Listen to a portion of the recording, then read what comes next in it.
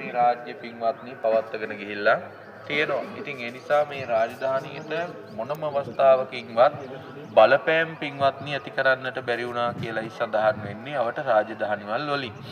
එතකොට මේ විශාලා මහනුවර තමයි ඉන්දියාවේ තිබුණු පළවෙනිම පින්වත්නි සමූහ ආණ්ඩුව වශයෙන් හඳුන්වන්නේ.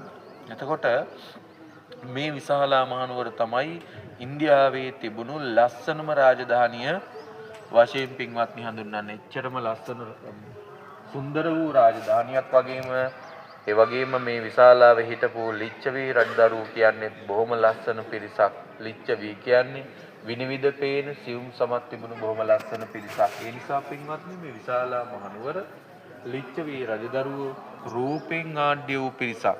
ඉතින් ඒ නිසා මේ විශාලාවට පැමිණෙන්නා වූ බොහෝ දෙනෙක් ප්‍රිය කරා කියලා සඳහන් වෙනවා මේ විශාලා මහනුවර අසිරිය දකින්න සහ ලිච්ඡවි රජදරුවන්ගේ රූපය දකින්න. එතකොට 7707ක් රජවරු සියලු දෙනාම සප්ත අපරිහානීය ධර්ම ආරක්ෂා කරගනිමින් මේ රාජ්‍ය පින්වත්නි පාලනය කරගෙන යන්නට යෙදුනේ. සමගියෙන් එක්වීම, සමගියෙන් විසිර යාම, පැනවූ නීති කඩනු කිරීම, නොපැනවූ නීති නොපැනවීම, කුලකාන්තාවන් ආරක්ෂා කර ගැනීම, වැඩිහිටියන් ගරු කිරීම, තමන් අදහන්නා වූ ආගම නිසියාකාර වැඳහීම අනාදී වශයෙන් කරුණු පින්වත්නි හතක් පදනම් කරගෙනයි මේ රාජ්‍ය පවත්වාගෙන ගිහිල්ලා තියෙන්නේ. ඒ නිසා ඒ අත්ව අතරේ ගැටුමක් ඇති වුණේ නැහැ කියලා පින්වත්නි සඳහන් වෙනවා. ඉතින් ඒ නිසා මේ ලිච්ඡවි රාජධානියේ මේ ලිච්ඡවි රජදරු පිළිවෙලට මේ රාජධානිය කරගෙන ගියා. එතකොට මේ අත්වන්ට විශේෂ වූ නැත්නම් පවිත්‍ර වූ ස්ථාන තිබුණා පින්වත්නි. ඒක ස්ථානය තමයි අතනර අපි බස් එකෙන් බහිනකොට මෙහා පැත්තේ තිබුණා අභිෂේක පොකුණ. නැත්නම් ලිච්ඡවි රජදරුවෝ සියලු දෙනාම රාජාභිෂේකය සිද්ධ කරන්නට යෙදුණු පින්වත්නි ස්ථානේ. ඒ ස්ථානයත් වැදගත් මොකද මේ වැටකින් ආවරණය කළා උඩිමුත් පින්වත්නි ආවරණයක් කරලයි තිබිලා තියෙන්නේ. ඒ පොකුණ ලොකු පොකුණක් පින්වත්නි වැවක් වගේ.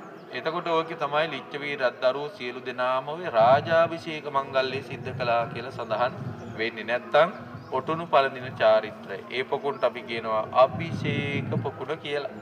එතකොට මේ උතුම් වූ ස්ථානයේ පින්වත්නි මේ ලිච්ඡවි රජදරුවෝ මේ විශාලාව බොහොම පිළිවෙලකට කරගෙන ගියා. ඒ වගේම තමයි පින්වත්නි මෙහි හිටපු රාජ්‍ය වාසීනුත් එකමුතුව මේ රාජ්‍ය පාලනය කරගෙන ගියා. ඒකයි ගොඩක්ම වැදගත් උනේ. රජවරු සහ රාජ්‍ය වාසීන්ගේ එකමුතුත්වය නිසාවෙන් මේ රාජ්‍යයට හිංසාවක් කරන්නට බැරි වුණා. අපි කණ්ඩායමක වුණත් පින්වත්නි අපි එකමුතුව යනවා නම් අපට මුකුත්ම ප්‍රශ්නයක් වෙන්නේ නැහැ. හානියක් වෙන්නේ නැහැ. හානියක් කරන්නටත් බැහැ. මොකද කණ්ඩායම